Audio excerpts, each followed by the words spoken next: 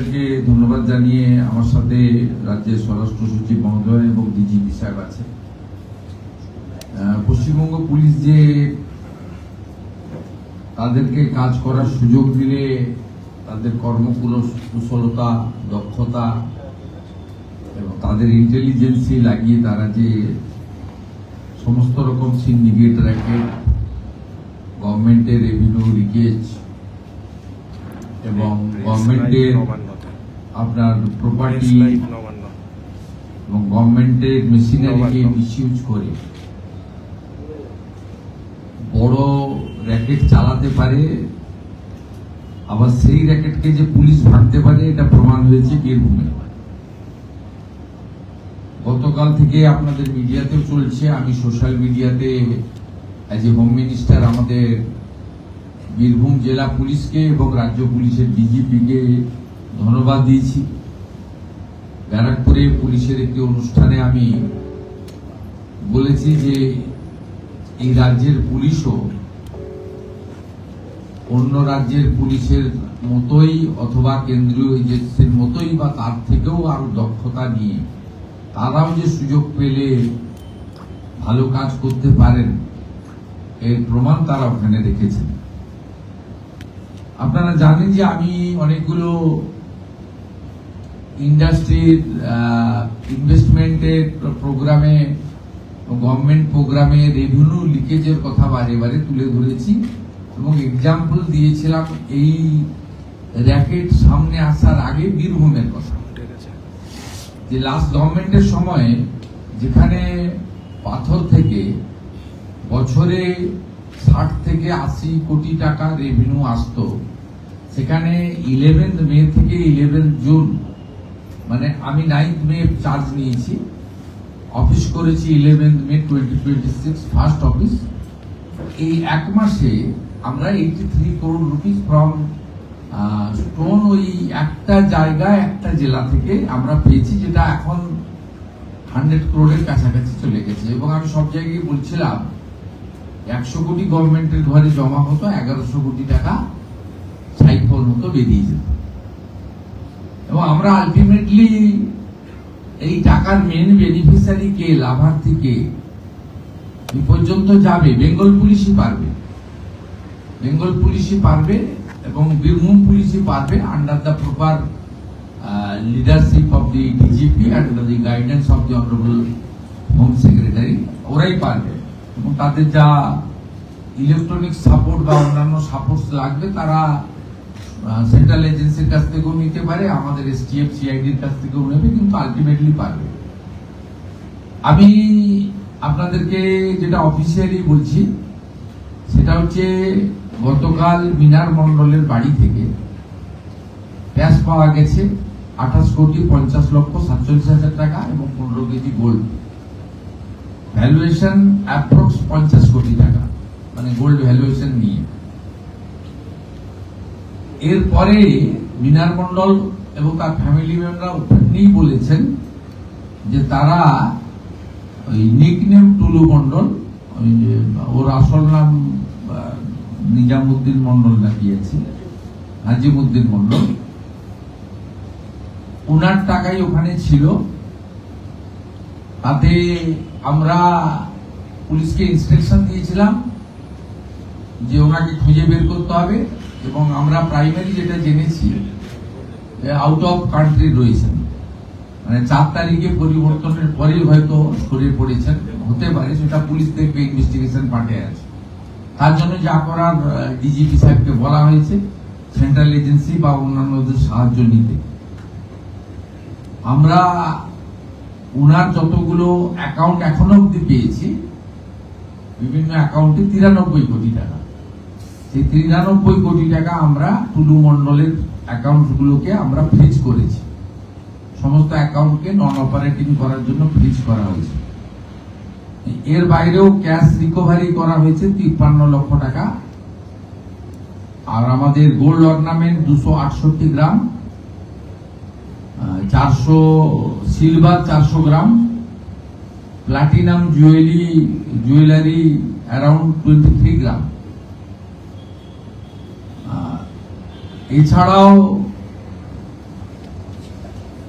আপনার 3 cash counting machine পাওয়া গেছে, 1 computer, 2 pen drives, 1 CPU and several documents like road challan, DCR, money received, checkbook, এছাড়াও আপনার 83টা truck আর ড্রাম্পার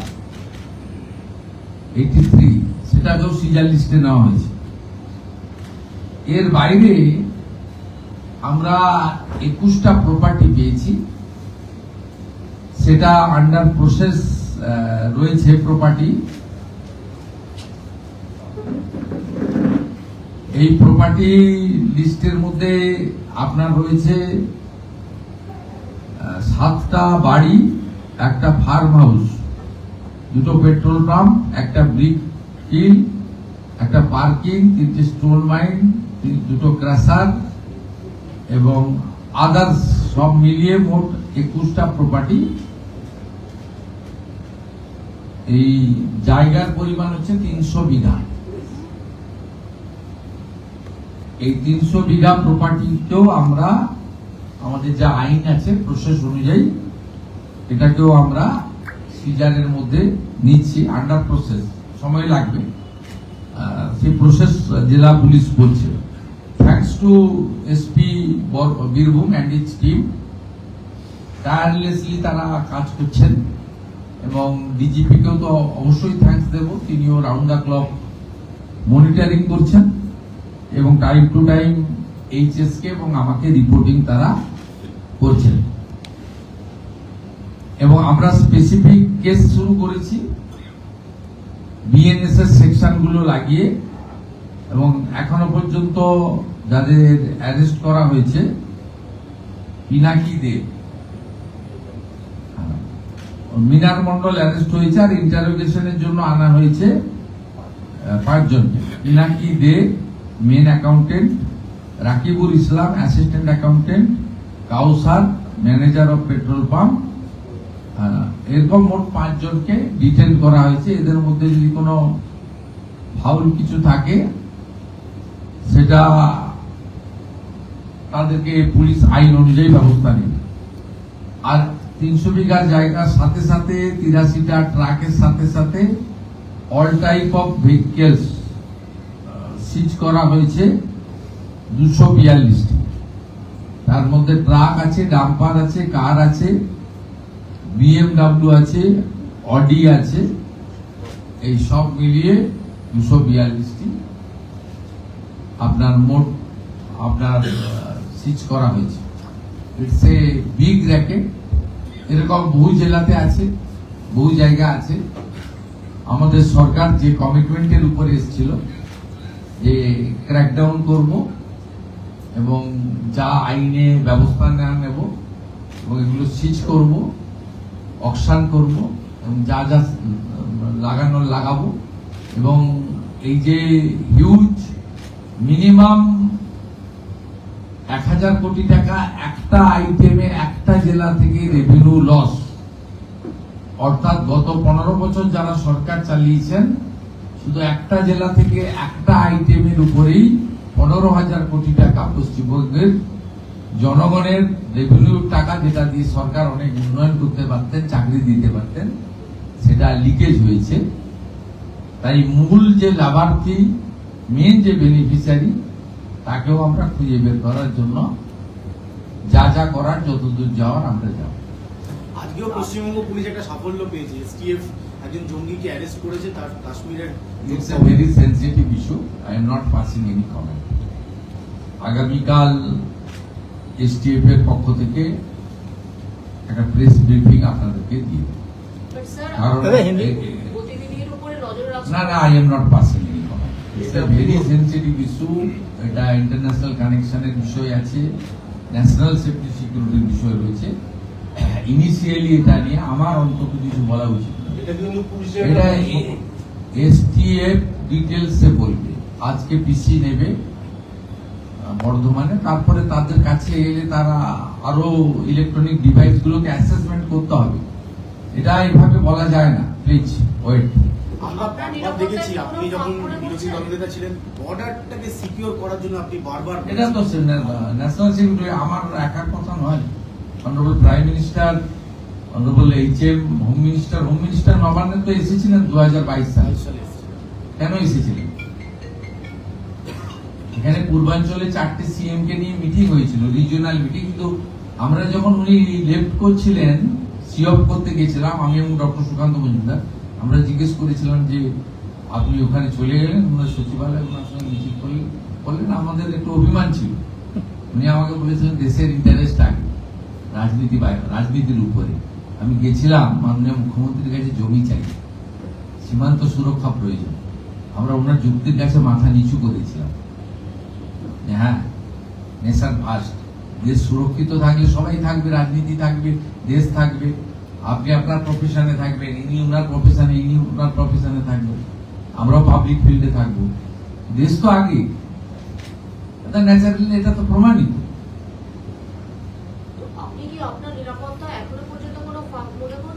আপনি কেন ওই প্রশ্ন আমাকে ঘুরিয়ে ঘুরিয়ে করছেন? শুধু আমি তো নয়, কালকে STF বলবে, টাকাটা সাইফুল আপনি কালকে শুনবেন। আওয়ার MOS উমেশ রাই অলসো এই স্ক্যানারের মধ্যে ছিল, বাকিটা আমি বলছি। ভেরি সেন্সিটিভ ইস্যু, প্লিজ এর থেকে বেশি আমাকে দিয়ে বলাবেন না। STF will organize a press conference tomorrow. They will speak. ওদের এখনো অনেক কিছু জানা বোঝা বাকি রয়েছে, ওটা DGP সাহেব বলবে। এর মধ্যে পলিটিক্যাল পার্সন, মুখ্যমন্ত্রী, মন্ত্রীদেরকে ইনভলভ করবেন। টুলু মন্ডলের পলিটিক্যাল ইনফ্লুয়েন্স পাওয়া যাচ্ছে, পলিটিক্যালি ওর মুভমেন্ট ছিল, তৃণমূলের বহু নেতার সাথে। আমি পলিটিক্যাল বক্তব্য রাখবো না, সরকারের সাপোর্ট ছাড়া হতে পারে না। প্রাক্তন মুখ্যমন্ত্রী মমতা বন্দ্যোপাধ্যায়ের সাপোর্ট ছাড়া এটা হতে পারে না। এত বড় র্যাকেট, এত দিন ধরে সবাই ইনভলভ রয়েছে। আপনি এটা তো পুরো এন্টায়ার স্টেট গভর্নমেন্ট, যিনি লিড করেছেন, responsibility goes to her also. বাংলার মানুষের টাকা না, ওনার রেসপন্সিবিলিটি গেছে, কারণ এটা তো একটা একদিনের একটা ইনসিডেন্ট নয়। আমার পিরিয়ডেও তো ইনসিডেন্ট ঘটছে, তার জন্য তো আমি রেসপন্সিবিলিটি নয়। কিন্তু ঘটনার পরে যে অ্যাকশন গুলো আমার নেওয়া উচিত as a head of the government, সেটা আমি পারফর্ম করছি কিনা দেখুন। তার মধ্যে ত্রুটি থাকলে সমালোচনা করতে পারেন, কিন্তু একটা অর্গানাইজ বছরের পর বছর রেভিনিউ ফাঁকি দিচ্ছে। 243টা গাড়ি তো একদিনে কেনা যায় না। অডি, BMW কেনা হচ্ছে, লুকিয়ে পকেটের মধ্যে রাখা যায় না। 300 বিঘা প্রপার্টি, 7টা বড় বাড়ি, ফার্ম হাউস একদিনে করা যায় না। ইটস এ অনেক দিনের, এটা মিনিমাম তো 5-7 বছর ধরে হয়েছে। এবং যারা সরকারে ছিলেন, এতে রেজিস্ট্রি অফিস ইনভলভ আছে, এতে মোটর ভেহিকলস ইনভলভ আছে, এতে লোকাল পুলিশ ইনভলভ আছে, এতে লোকাল পঞ্চায়েত ইনভলভ আছে, এতে আপনার মিনারেল কর্পোরেশন ইনভলভ আছে, ল্যান্ড ডিপার্টমেন্ট ইনভলভ আছে। হাইয়েস্ট লেভেল থেকে ডাইরেকশন না গেলে যে mister Mondal is our man, ওর দিকে তাকাবে না, তাই সবাই চোখ বন্ধ করে রেখেছে। বেচারি পুলিশকে, বেচারি DM কে, বেচারি ল্যান্ড অফিসারকে, বেচারি বলবো না, ওদের দোষ দিয়ে লাভ কি আছে? ওদেরও কারোর বিরুদ্ধে কিছু ভূমিকা থাকলে ল্যান্ড ডিপার্টমেন্ট, পুলিশ, তাদের বিরুদ্ধেও আমাদের যে অ্যাকশন নেওয়া হবে। আমরা তো ওদেরকেও তো ছাড় দিচ্ছি না। কিন্তু আমি মনে করি এই অর্গানাইজ ক্রাইম সিন্ডিকেট এবং রেভিনিউ যে আমাদের সাইফন করা হয়েছে, যেটা এখানে এলে আরো হসপিটাল, আরো স্কুল বিল্ডিং বানানো যেত, আরো কয়েক লক্ষ ছেলেকে চাকরি দেওয়া যেত, ছেলে মেয়েকে। সেটা যখন করতে দেওয়া হয়নি এবং এত দিন ধরে এত বড় র্যাকেট চালানো হয়েছে, এটা হেড অফ দি ইনস্টিটিউশনের কনকারেন্স ছাড়া হতে পারে না, কখনোই হতে পারে। এবং এক্ষেত্রে যারা ওয়াচডগের ভূমিকা ছিল অন্য যারা, তাদেরও সচেতনতার অভাব ছিল বা প্রতিবাদ করতে গিয়ে করতে পারেননি যে কোনো কারণে। স্যার মেন আপনারা বেনিফিশিয়ারি কবে এসেছিলেন, একজন হবে একটা হিউজ অ্যামাউন্ট আমাদের রাজ্যের রাজকোষে ঘাটতি ছিল, হিউজ ডেট ছিল, যেটা স্বাধীনতার পরে সম্ভবত এত বেশি খুব একটা কোথাও দেখা যায়নি। আপনি বলছেন একটা জেলায় একটা বিষয়ে 15,000 কোটি টাকা লস হয়েছে, আপনারা কি ফার্দার এরকম বিভিন্ন জেলায় প্রোব করার কোনো পরিকল্পনা গভর্নমেন্টের রয়েছে যাতে আরে সাইডে আছি বারোয়ানে, এত বড় র্যাকেট না থাকলেও তো আছে। ওরা শুধু বালি ডাম্পিং করে দিয়ে গেছিল পূর্ব বর্ধমানে ক্ষমতায় আসার পরে বেচে দেবে বলে। আমাকে ডিস্ট্রিক্ট ম্যাজিস্ট্রেট জিজ্ঞেস করলো, স্যার কি করব? অকশন করবেন। 13.5 কোটি টাকা অকশন করে রাজ্য সরকারের রেভিনিউতে ঢুকিয়েছে। মানে ওই ডাম্পিং করে রেখে দিয়েছিল, মানে নদীর পাড় গুলোতে জমা করে রেখে দিয়ে গিয়েছিলেন তৃণমূলের নেতারা বিক্রি করবেন বলে জেতার পরে। আমাকে বললেন এটা কি করে বিক্রি করা যাবে, করবেন অকশন করে দিবেন, নিলাম করবেন, করে দিয়ে 13.5 কোটি টাকা। আমি একটা ছোট উদাহরণ দিলাম আপনাকে। আপনি বলুন আসানসোল দুর্গাপুরে এখন কোল সিন্ডিকেট চলে? নো। আপনি সুপারি গাড়ি চলে যেগুলো চালান ছাড়া? সদিচ্ছা থাকলে উপর থেকে ঠিক করতে হয়। 14 তলা যদি চোখ খুলে রাখে, ওইখান থেকে ইনস্ট্রাকশন যা যায় নিচ পর্যন্ত তাই হয়। ইনস্টিটিউশনাল করাপশন তখনই হয় যখন হেড অফ দি ইনস্টিটিউশন নিজে করাপশনকে এনকারেজ করে, তখনই হয়। আর যখন হেড অফ দি ইনস্টিটিউশন বলে যে নো করাপশন, করলে ছাড়া হবে না, সব বন্ধ হয়ে যায়। সবাই তো অভ্যাসের দাস না, আপনি আমি সবাই অভ্যাসের দাস। স্যার মেন ওটা তো অন্য ইস্যু, ওটা নিয়ে না মেন যে বেনিফিশিয়ারিকে কবে নাগাদ ক্র্যাকডাউন করা যেতে পারে? আমি বলতে পারবো না, ইনভেস্টিগেটিং এজেন্সি বলতে। আপনাকে তো আমি বলছি, আপনি তো রেজাল্ট পেতে শুরু করেছেন। এই রকম ক্র্যাকডাউন তো আপনারা দেখেছেন, ইডি সাধারণত করে, সিবিআই করে। হ্যাঁ, তারা ভেরি কম্পিটেন্ট ইন্টারন্যাশনাল অর্গানাইজেশন। কিন্তু বেঙ্গল পুলিশ তো এই ধরনের ক্র্যাকডাউন কবে করেছে মনে আছে আপনার? আপনি ইউর ভেরি সিনিয়র জার্নালিস্ট, মনে আছে? স্মরণে আছে কখনো? স্যার টাকাটার কি কোনো হদিশ নেই? যে ঘুষ টাকা সরকারি পোশাকারে এলো না, অন্য পেয়ে গেছি তো। অন্য কোথাও 93 কোটি টাকা, সঙ্গে 50 কোটি 150 কোটি টাকা তো হাতে এসে গেছে। এই যে বছর 1000 কোটি টাকা মিস করলাম আমরা, কিন্তু ইনভেস্টিগেটিং এজেন্সি বলবে বা বিদেশে পাঠিয়েছে কিনা। অন্য কোনো পদ্ধতি উনি নিজে বিদেশে বসে আছেন, কেউ ভানুয়াতুতে বসে আছেন, তো বিদেশে তো গেছে টাকা। অনেকে বিদেশে যেতে চাইছেন চিকিৎসার নামে,